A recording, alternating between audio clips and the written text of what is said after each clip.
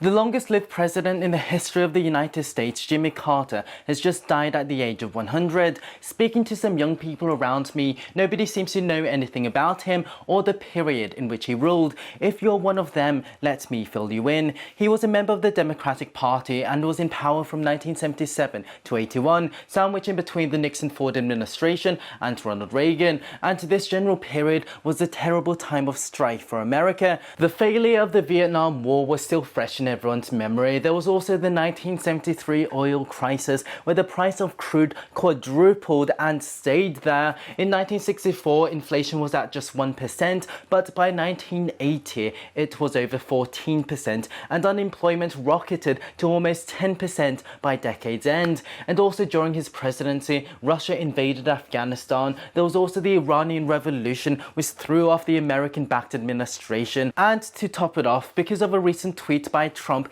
is now known as the president who gave away the Panama Canal. On the other hand, he was also known as the humanitarian president. He's often known as the president who killed the least amount of people. When talking about the Nixon administration, he famously said, "For too many years, we've been willing to adopt the flawed and erroneous principles and practices of our adversaries, sometimes abandoning our own values for theirs. We've fought fire with fire, never thinking that fire is sometimes best quenched with water." And as a result, he was tough on the human rights abuses in allied countries, whereas they would have been ignored under previous administrations. So why did he only serve one term, losing to Reagan in 1981? Well, essentially his messaging throughout his presidency was that America was in decline, that everyone needed to tighten their belts, for their glory days were behind them. Reagan, on the other hand, came along and essentially promised to make America